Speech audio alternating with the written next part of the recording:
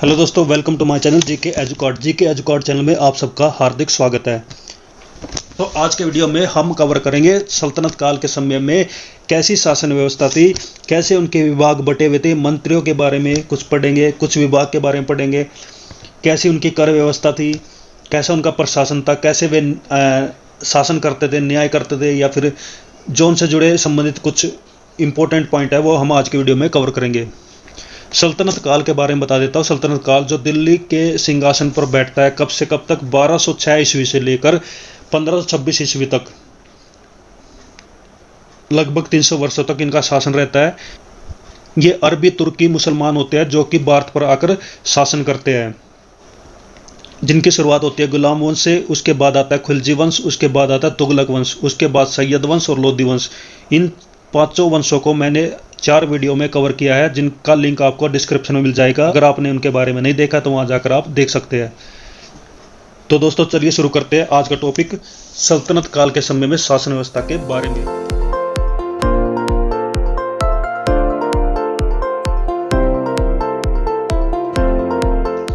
सल्तनत काल के समय में जो 5 वंश रहे हैं उनकी कैसी शासन व्यवस्था थी उसके बारे में यहाँ पर दिया गया है, जिसमें बताया गया है कि केंद्र प्रशासन का जो मुखिया था उसको सुल्तान कहा जाता था। एक प्रकार से जो प्राइम मिनिस्टर जो होते थे सल्तनत काल में उसको क्या बोला जाता था, सुल्तान।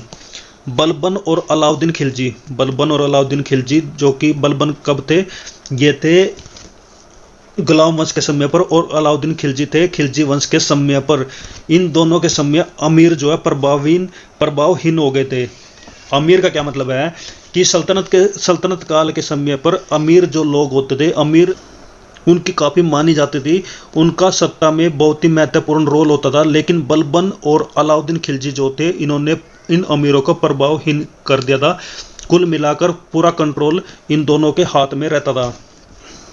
और ये जो अमीर होते थे ये तुर्की अमीर होते थे, यानी तुर्की से बिलोंग करते थे।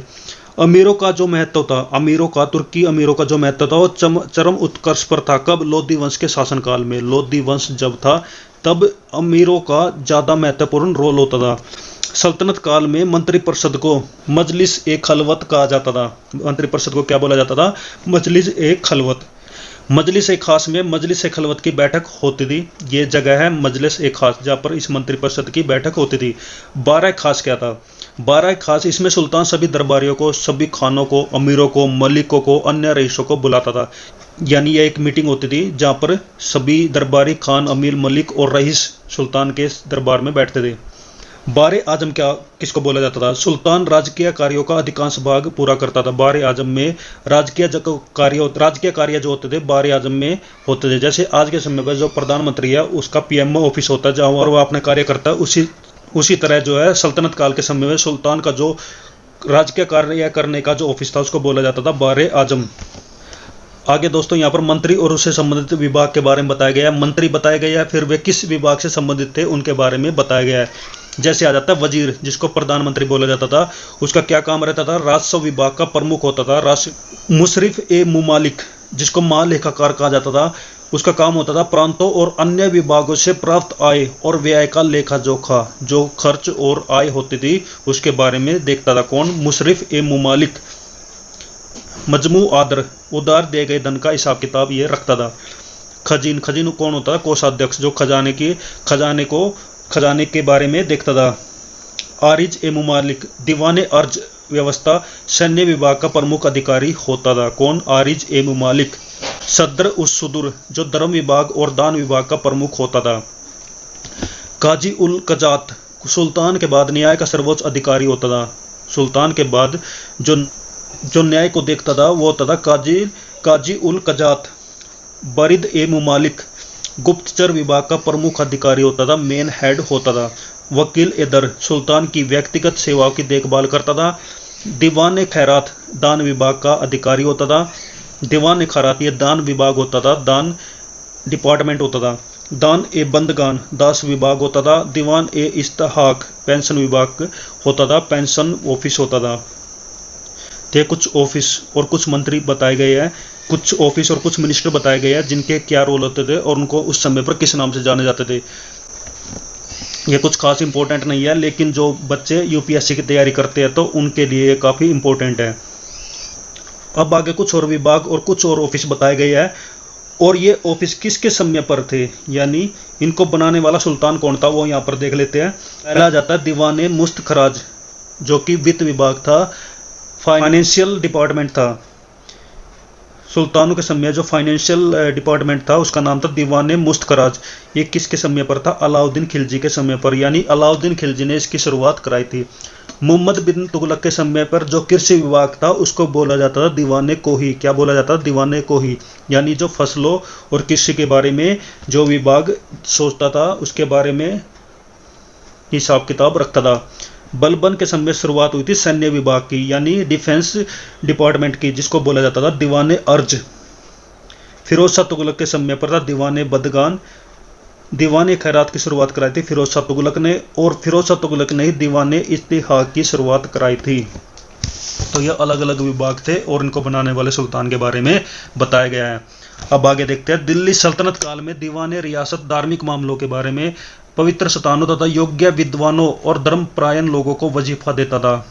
का अध्यक्ष प्रमुख सदर होता था, जो साधारण रूप से प्रधान काजी होता था। वह अन्याय विभाग का भी अध्यक्ष होता था।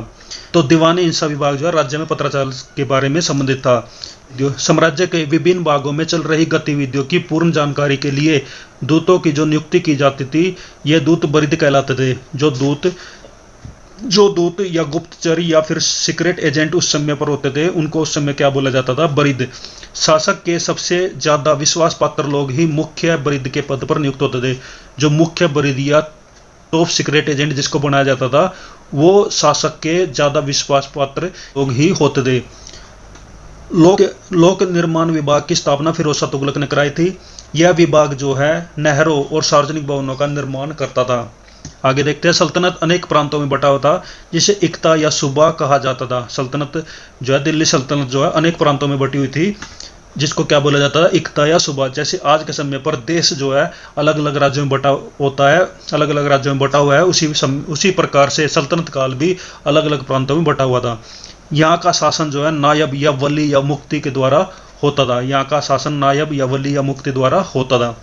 इक्ताओं को सिक्कों यानी जिलों में विभाजित किया गया था।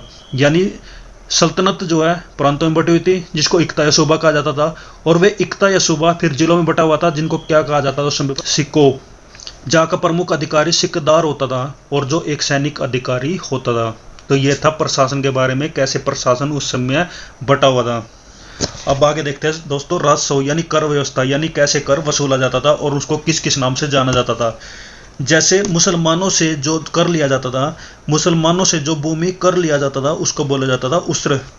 और गैर मुसलमानों से जो कर लिया जाता था, कौन सा कर, भूमि कर।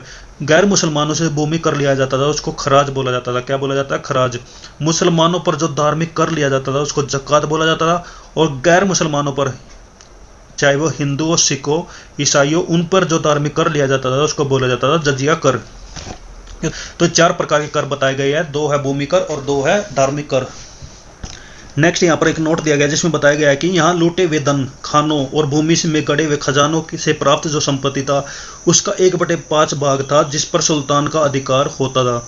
यानी कोई गड़ा हुआ खजाना अगर मिल जाता था, उसका 1/5 भाग सुल्तान को देना पड़ता था, सुल्तान का अधिकार उस पर होता था।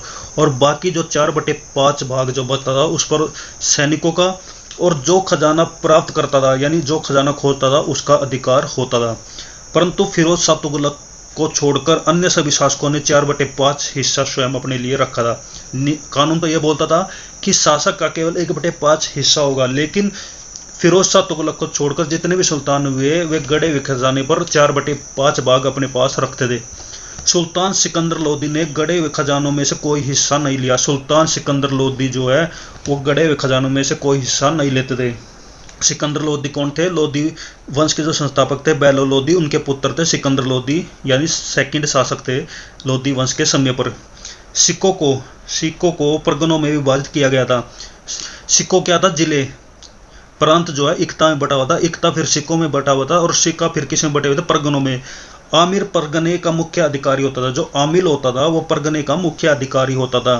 मुशरिफ लगान को निश्चित करने वाला अधिकारी होता था, और मुशरिफ जो है लगान को निश्चित करता था कितनी लगान वसूली जाए। एक शहर या 100 गांव के शासन की देखरेख अमीर सदा नामक अधिकारी करता था। यानी कि एक शहर या 100 गांव की शासन की जो देख रेख करता था उस अधिकारी को बोला जाता था अमीर सदा।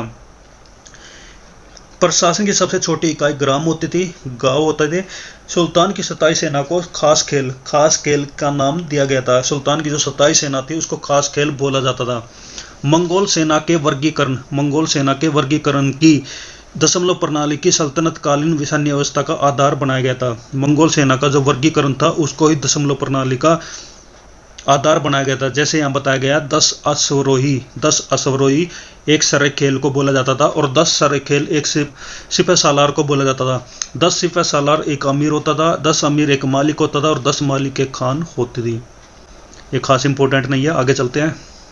सल्तनत काल में बारूद की सहायता से गोला फेंकने वाली मशीन को मंगलिक और अर्राद कहा जाता था। गोला फेंकने की जो मशीन होती थी उसको क्या बोला जाता था? मंगलिक या अर्राद। और आज के समय पर जो गोला फेंकने की मशीन है उसको क्या बोला जाता है? गोला बारूद टैंक। अलाउद्दीन खिलजी ने इक्ता प्रथा को समाप्त किया था, जो कि जिसमें एक प्रकार से कर वसूला जाता था। इक्ता प्रथा की दोबारा शुरुआत फिर फिरोज शाह तुगलक ने कराई थी। अलाउद्दीन खिलजी जो है सेकंड वंश में थे जिसका नाम था खिलजी वंश, और सेकंड शासक थे अलाउद्दीन खिलजी, जिसने अपने चाचा को अपने ससुर यानी कि जलालुद्दीन खिलजी की हत्या करके सिंहासन पर बैठे थे, उसने इक्ता प्रथा को समाप्त किया था। फिर इसकी दोबारा शुरुआत कराई थी फिरोज शाह तुगलक ने, जो मोहम्मद बिन तुगलक के बाद तुगलक वंश के शासक बनते हैं। सल्तनत काल में अच्छी नस्ल के घोड़े तुर्की, अरब एवं रूस से मंगाए जाते थे। हाथी मुख्य रूप से बंगाल से मंगाए जाते थे। सल्तनत काल में सल्तनत कालीन कानून जो है शरीयत, कुरान और हदीस पर आधारित था। मुस्लिम कानून के 4 महत्वपूर्ण स्रोत होते थे: कुरान, हदीस, हिज्मा और कियास। तो मुस्लिम कानून जो बनाए जाते थे इन 4 ग्रंथों से उनको लिया जाता था। कुरान जो है पवित्र ग्रंथ है मुस्लिम धर्म का। ये बताया गया है कि सुल्तान सप्ताह में 2 बार दरबार में न्याय करने के लिए उपस्थित होता था। सल्तनत काल में लगान निर्धारित करने की मिश्रित प्रणाली को मुक्ताई कहा जाता था। क्या कहा जाता था? मुक्ताई। किसको? लगान निर्धारित करने की मिश्रित प्रणाली को। भूमि की नाप जोख करने के बाद क्षेत्रफल के आधार पर लगान का निर्धारण मसाहत कहलाता था। यानी भूमि के नाप के हिसाब से कर वसूला जाता था, जिसको बोला जाता था मसाहत। इसकी शुरुआत किसने की थी? अलाउद्दीन खिलजी ने। साथ ही यहाँ टेबल में देख लेते हैं, एक नोट दिया गया है जिसमें बताया गया है कि स्थान और उसके प्रसिद्धि के कारण सरस्वती जो स्थान था वो अच्छी किस्म के चावल के लिए माना जाता था सल्तनत काल में। अनहिलवाड़ा में व्यापारियों का तीर्थ स्थल के रूप में अनहिलवाड़ा को व्यापारियों का तीर्थ स्थल माना जाता था। सतगांव जिसमें रेशम रजाइयों के लिए जाना जाता था, जिसमें रेशम रजाइयों को बुना जाता था, रेशम रजाइयों के लिए जाना जाता था। कौन सा गांव? सतगांव। आगरा नील उत्पादन के लिए, नील की खेती की जाती थी आगरा में। बनारस जाना जाता था सोने चांदी और जड़ी के काम के लिए, यानी सोने चांदी और जड़ी के जो कार्य होते थे वो बनारस में होते थे। पूर्ण रूप से केंद्र के नियंत्रण में रहने वाली भूमि को खालसा भूमि कहा जाता था, यानी पूरी तरह से जो शासक के अंडर में, शासक के कंट्रोल में जो भूमि आती थी उसको खालसा भूमि कहा जाता है। जैसे आज के समय पर सरकारी जमीन या फिर पंचायती भूमि जो होती है। अलाउद्दीन ने दान दी गई अधिकांश भूमि को छीनकर खालसा भूमि में परिवर्तित कर दिया था। यानी जो अलाउद्दीन से पहले जिन शासकों ने भूमि को दान दिया था उनको वापस छीन लिया था अलाउद्दीन ने और उसको खालसा भूमि में कन्वर्ट किया था। देवल सल्तनत काल में अंतर्राष्ट्रीय बंदरगाह के रूप में प्रसिद्ध था। बंदरगाह क्या होती है? समुद्र किनारे जहाँ से व्यापार किया जाता है दूसरे देशों के साथ, उसको बंदरगाह बोला जाता है। और उस समय जो अंतर्राष्ट्रीय बंदरगाह थी वो थी देवल। तो दोस्तों ये था सल्तनत काल के समय में शासन व्यवस्था के बारे में, उनके मंत्रियों के बारे में, उनसे संबंधित विभाग के बारे में, और उनके समय पर प्रांत कैसे बटे हुए थे उनके बारे में। तो यहाँ पर सल्तनत काल खत्म होता है। आगे हम शुरुआत करेंगे विजयनगर साम्राज्य के बारे में, उसके बाद बहमनी साम्राज्य के बारे में। तो दोस्तों आज की वीडियो आपको कैसी लगी? अगर वीडियो अच्छी लगी है तो इस वीडियो को लाइक करें, शेयर करें, इस चैनल को सब्सक्राइब करें। तो खुश रहिए, मुस्कुराते रहिए, अच्छे से पढ़ाई करिए। मेरी तरफ से बेस्ट ऑफ लक सभी को। Thank you. जय हिंद, जय भारत, वंदे मातरम।